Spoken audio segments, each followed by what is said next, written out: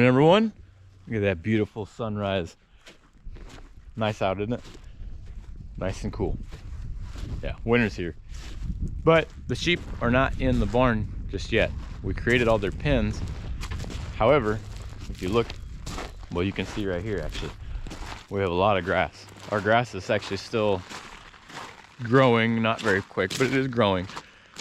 And that makes it to where we want to do two things. One, we want to let them eat that grass a little longer until once they start lambing, they're done with the pasture. We will put them in the barn. Even if there's a foot of grass out here, they're going to go in the barn, because we have had, what led us to the barn is the headache of having lambs born in the pasture. We've got first time moms, we've got experienced moms. The experienced moms usually do very well. The first time moms, not so much. They get sidetracked, they'll clean the first baby born, but then the second baby comes and then they'll forget about the first baby, they'll clean the second baby and walk away with the second baby sometimes. And then the other issues is we have that the lambs just don't follow mom well. So good mom and everything, but the lambs are just not following her, they're not paying attention to where she's at, and before you know it, they're lost and can't find mom, and they're stuck in another paddock because they couldn't figure out how to get through the gate like the rest of the sheep went. Anyways, it's a long, hard sob story, I guess you could call it. So we decided that the barn would be the best way for us to go. The pens have created a minor issue though, and I'm going to show you that here shortly. But for now, well, it's not as pretty on the camera. There was a lot of colors in it before. But let's go see what we're up to.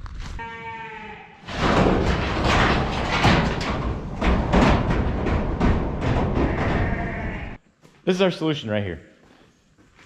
So we have lots of sawmills in south central Missouri, and this is oak sawdust. Now, this is not our only solution, because if we had just this in here, it could create a lot of dust, and we don't want a lot of dust for our animals to breathe in. But basically, we're gonna put this sawdust down, right? And it's very absorbent. We're gonna put that sawdust down, and then once we put the sawdust down, we've got pine shavings that we're gonna pick up later today, and we'll put those over top of it. So basically, I'll put about an inch or so of sawdust, and then I'll put roughly an inch, well, I might put 2 inches of sawdust and an inch of pine shavings. The pine shavings have well, I'll show you here in a second. Let me go get the truck and you'll see. So you can see, like this right here has feces in it. And if I go to scoop it, I take a lot of hay with me, but the problem is that look at all the feces I've left behind. This has all been compacted from them walking on it, which is gonna happen. They're not gonna avoid it, they're not gonna try to avoid it, because they're animals and they just don't know that you're trying to keep their living space clean, and they don't really care. When we have sawdust there, yeah, it's gonna get mushed into it, but guess what's gonna happen? The sawdust is just gonna cake to it, so are the pine shavings, and then it's gonna create a sawdust turd sandwich, or however you wanna, it's gonna have a sawdust coated or pine shaving coated manure sample is what it's gonna come down to, which is gonna be good for a couple of things, right? This will not break down as quickly. Mainly because it's grass, right? And it has to be warm. The sun's got to beat on it. That is what helps break down grass.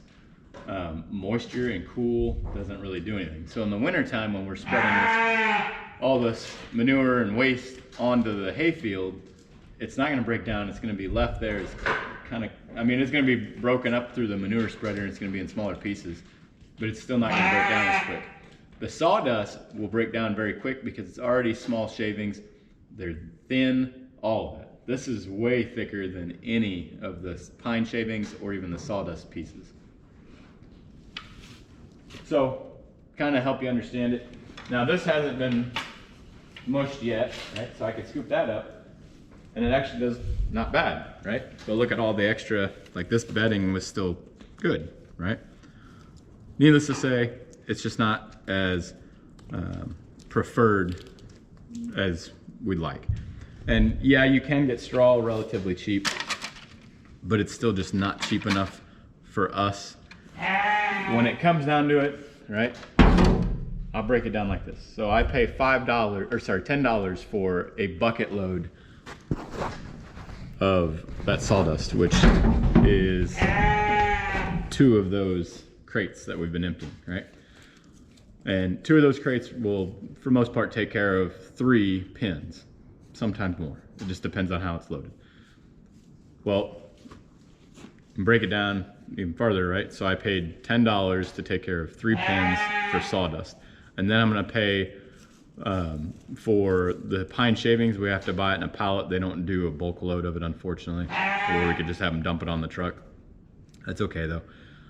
It'll be a little bit easier to transport and store. So with the pine shavings, it's $200 for a pallet of them, and they're 7 cubic feet is what each bag should cover.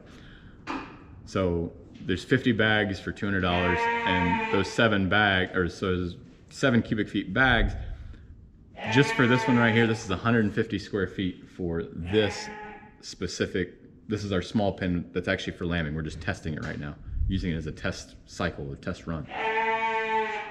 So 150 square feet, and then we'll just say that we're gonna put it,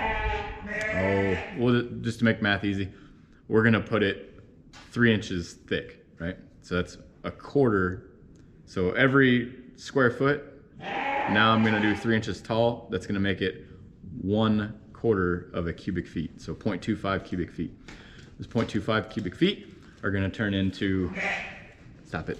Those 0.25 cubic feet times 150 is gonna put me somewhere around 37.5 cubic feet, right? So 37.5, that's 6 bags of pine shavings, right? So each bag essentially cost me $4. So it's $24 for each pin just in pine shavings. And then the sawdust, the only reason we're putting the pine shavings over the sawdust is because we want to ensure that that dust doesn't get into the lungs of anything. And the pine shavings will help ensure that. But the pine shavings aren't as absorbent as the sawdust. So if you put the pine shavings on top, sawdust on bottom, whatever comes through the pine shavings will be absorbed by the sawdust. And it's a quick, easy scoop. And we can store both on site with minimal effort. What we'll do is we'll put probably 2 or 3 of the boxes right here. We'll just have them filled with sawdust, and as we use it and run and pull from that pin, we'll add more to it. But that's kind of the concept behind it and why we're gonna do it that way. Is it more economical? Absolutely. It's a lot cheaper than me buying pine shavings. It's actually a lot cheaper than me buying straw too, because the straw, I'm not gonna be able to keep it as clean in here. So what's gonna happen is, let's say that it takes me 4 straw bales to make a nice, good, thick bedding for them to lay on. Since I can't clean it as easily, that means every week I'm gonna have to replace those 4 straw bales with 4 new straw bales, and I'm gonna have to get rid of the old straw. Essentially what's gonna happen is a straw bale is like, I think they're like $2 or $3 generally. If you gotta buy them from the farm store, like is what we'd have to do here, it's $5 a bale. So it's $20 right there, and I'm gonna have to replace it every week. The sawdust and pine shavings, I won't have to replace every week. I should have to replace it somewhere in, like, full on replace all of it, maybe once throughout the winter. Basically when I put it in at the beginning, and then at the end of the winter, I'll scoop, we'll pull all of it out and go spread it all. But for the most part, during the duration of the winter, the 3 months that they're in here, I'll be able to clean it out easily, effectively, and keep everything clean and a nice, good living condition for these times. You guys are just, gotta have attention, don't you? But, so that's what has driven us to do it this way. If you have any questions about it, please put them down in the comments below. I'll gladly answer as many as I can. And if you guys are interested, I'll do a follow-up video later when we actually have them in here. I won't do a pin of just straw to compare with, because it's hay that they can eat. I don't want to waste it. I already know that this is just not the method for us, so I'm not going to compare directly, but I will show you how our operation works once we have them in here. I don't want to have to scoop all of this off the bed of the truck if I just had the loader dump it straight on the bed. Well, yes, it would work fine and I could back in there and do it. This works a little easier, and we're also testing something else. I want to see that if let's say I go and get all of these filled up, because we have 6 or 8 of these boxes right here.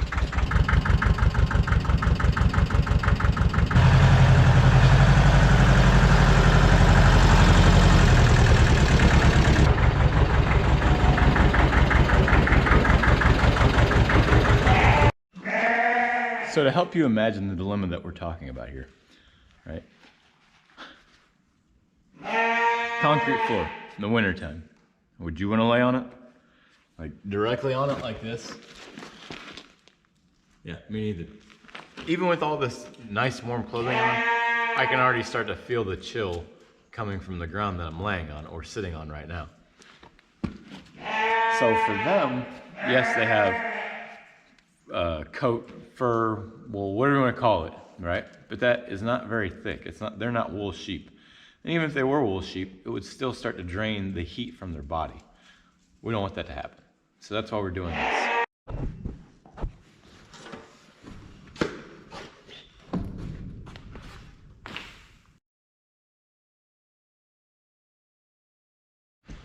I gotta admit, having the bales stacked in here like this, so I can stand on them, and then connect you guys to the metal gussets on the truss, pretty convenient. As you can see, this pin and the pin directly across from it right here behind you is completely done. And it did pretty much all of this one. Might have to throw 1 or 2 scoops in there. We'll see. I threw those scoops in this pin before I realized I might have been short a little bit on that one. So essentially 1 bucket load, which I don't know how big their bucket is. I'll show you guys when we go there this time. But it does 3 pins, and I put it in there about, the pins are 15 foot by 20 foot, and I put the sawdust in the bottom at about 1 inch thick, maybe 1.5 inches. Some spots probably 2 or 3 inches, but still. Let's go get some more. I'll show you guys how I do the tarp real quick too. Basically, I set the tarp on the truck, and then I set these boxes on top of it. Because then, once I get the sawdust in there, all I do is I flip the tarp over it and put a strap across it and hold it perfect. Doesn't rip the tarp up.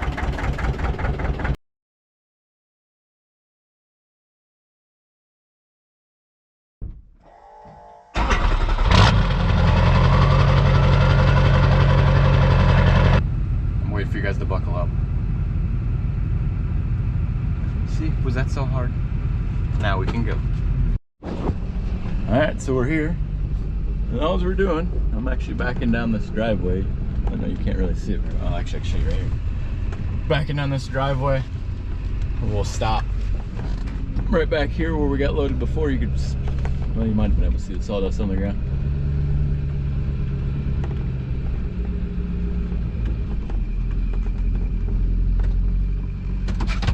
As you can see, a whole lot of lumber that's cut and milled here.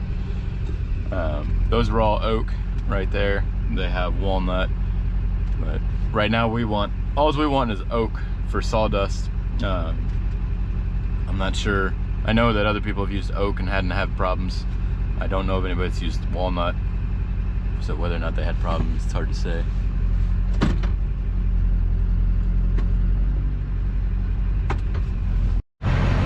Just come in here, scoop them right into our boxes.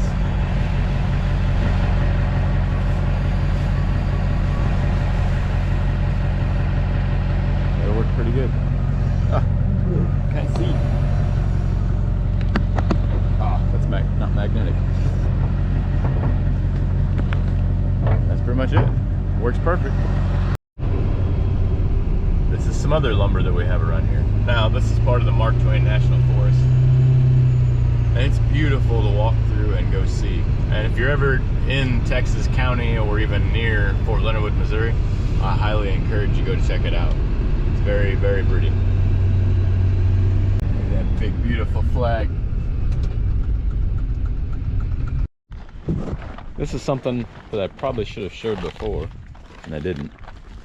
So, take this, right? And if I drop it, I'll back you up some. Or I'll throw it up in the air, actually. See how it kind of sticks together and it's not dry. I mean, it's dry in the aspect that it hasn't been sitting out in the rain, but the wood itself is actually wet, so when they cut it, the sawdust is moist and it's not dry and gonna blow up in the air and create a dust bowl inside the barn.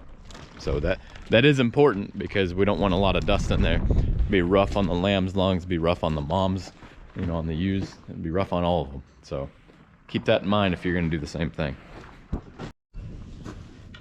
going to record me cleaning it up just to kind of point out the other issues and flaws, right? So I just broke this loose, so it wasn't too bad. However, underneath of where it was, which is right here, that is not coming up easily at all. Therefore, I'm gonna have to scrape it with the box blade probably to get it all off. But that's my point. Like the hay or the hay or the straw is just not as effective. It's not as good of a bedding material. It's soft. It's not as easy to keep clean. There's just a lot of downfalls. I mean, there's a lot of good things to it. It does clump up. You know, unfortunately, it just sticks a little easier to the floor, but it does clump up.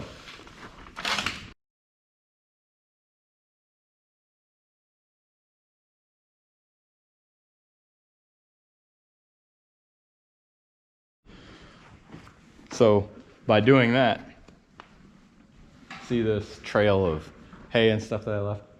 That won't be there anymore because we won't have any hay to pull out, to clean, to switch over their pens every day or every week.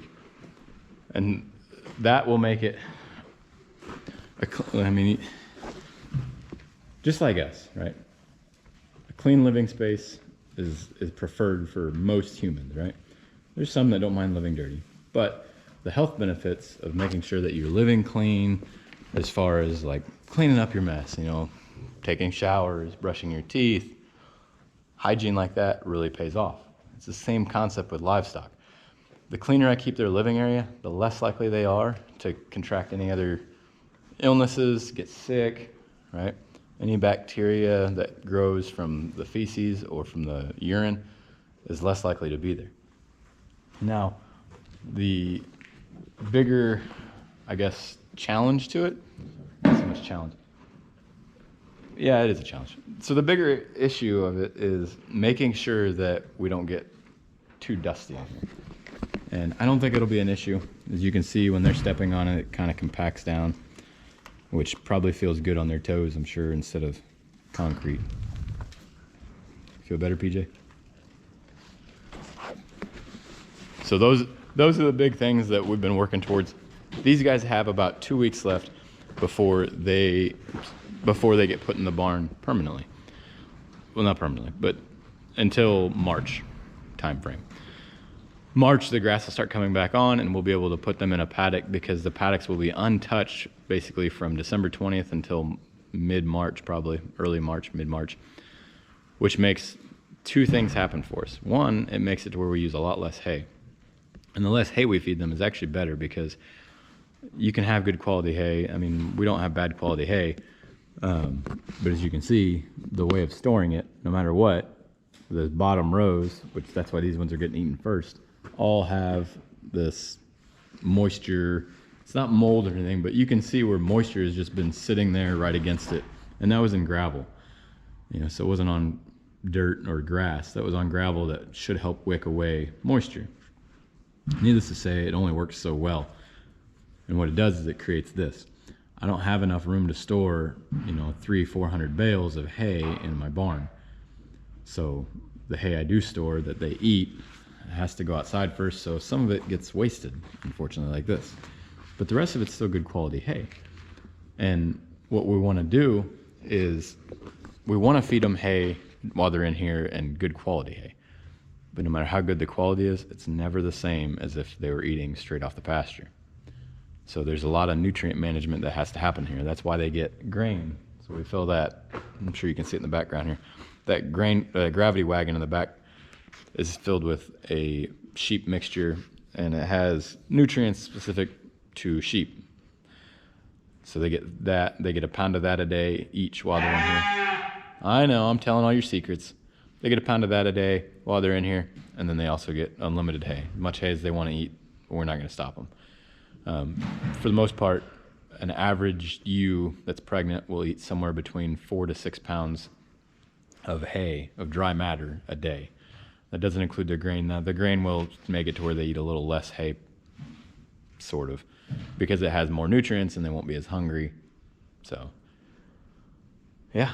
But other than that, that's pretty much the pen setup and how it's going to be for them for the winter.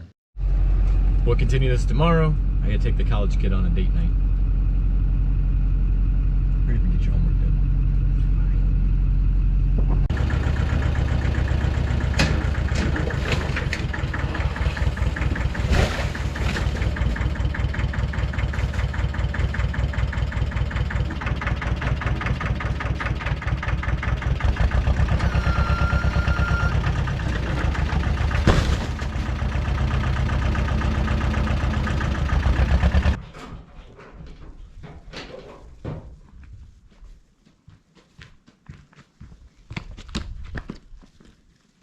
That's why we can't have nice things. Dang it. Just to kind of show you all why it keeps tipping them over, I need to change this. I bent the frame of the forks doing stuff that we shouldn't have been doing with it. Anyways, it's tweaked these. So right here, I'm standing with it level. The camera is level. You can see that this fork over here is up really high, and this fork down here is down pretty low compared to the other. That is what's causing the issue. Needless to say, I've got a mess to pick up, and I should have just got the big tractor out because the forks are flat on it. Somebody should really clean up their mess. Oh man, I still can't believe I did that. Anyway, let's check on these guys and see the difference that we've got from shavings and straw.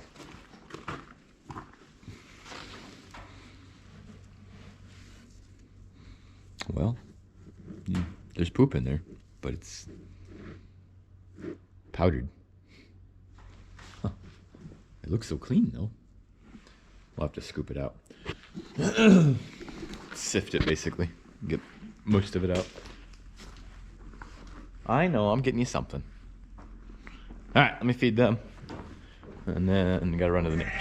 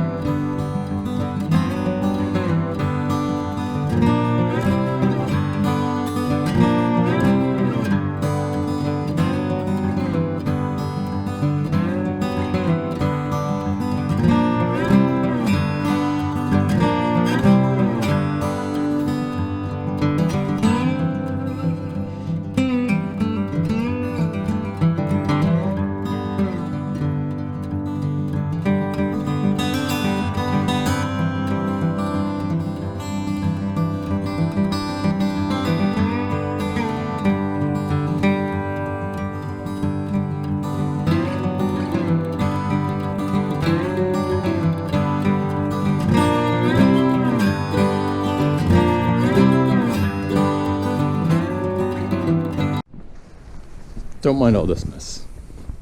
And that. And that. What's up, buddy?